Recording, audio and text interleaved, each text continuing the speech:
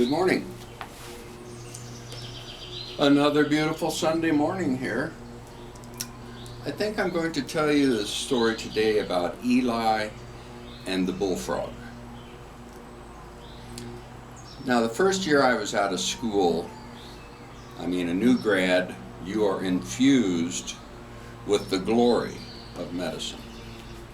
And you have all of this science and all of this academic instruction at your fingertips, and it's a good feeling.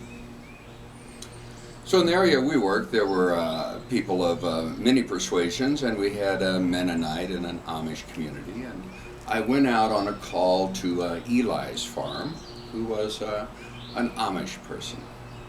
The Amish usually had smaller farms, maybe 15, 20 cows at the most, usually fairly cramped, but clean and well kept. So I arrive at Eli's, and I get my pail out and put some water in it and whatever, and Eli comes out and he's got a can. He looks like he's about 150, and he opens the door and says, "This way, Doc." And he turns over his shoulder and says, "I'd have treated her myself, but I run out of bullfrogs."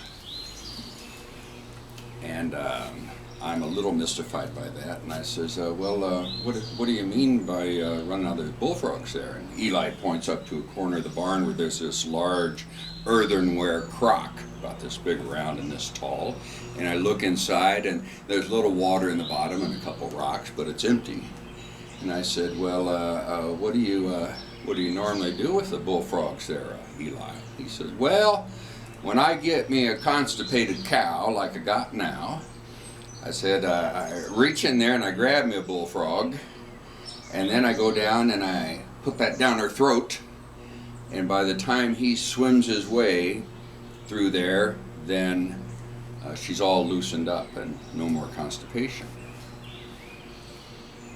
Well, my lip is about bloody from being bit on so severely there, because I didn't want to embarrass anyone and whatever, but I stifled a laugh and said, "Well, let's see what we can find out here."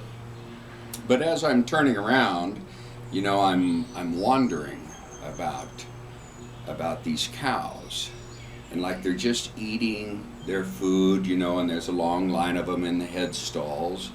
And then they notice that Eli is over there digging into the crock of bullfrogs. And I think the cows have to nervously look at each other and say, "Martha, are you feeling all right?" "I don't know. Clara, are you okay?" I said, "Well, I think Lucy over there seemed to be a little stopped up, what I mean." And so Eli then turns around, and so he's walking down there, and each of these cows is probably sighing a little relief as he goes by them.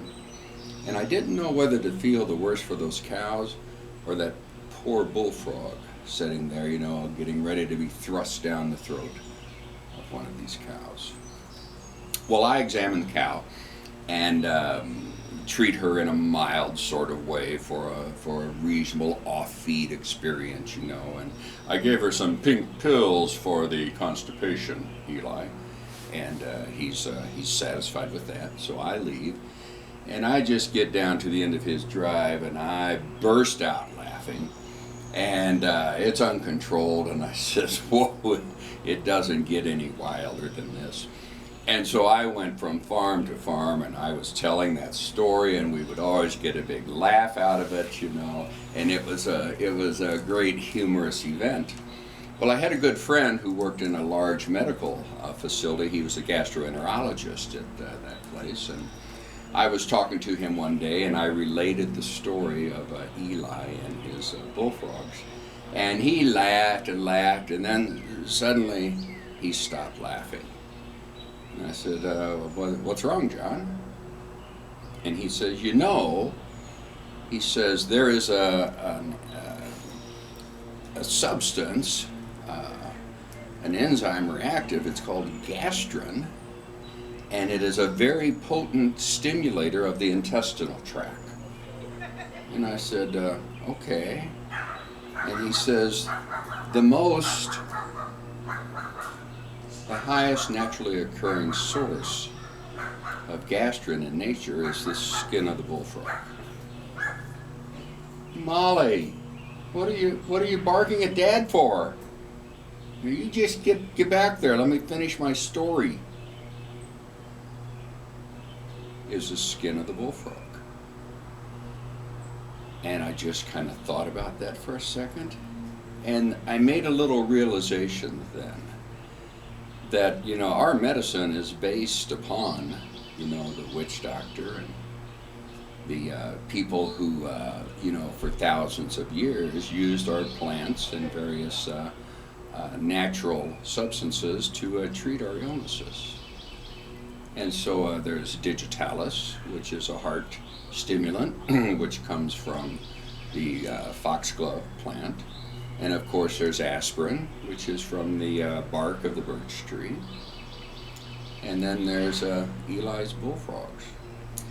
So I don't know how much gastrin would be in the skin of the bullfrog, but what I learned at that time is that I never really laughed very hard or long at any of these folk cures that I heard from that time on.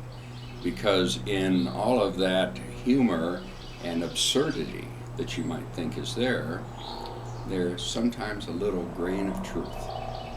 And I found my grain of truth that day. So that's Eli and his bullfrog. Hope you enjoyed that. We'll talk again next week. I'll find another story for us.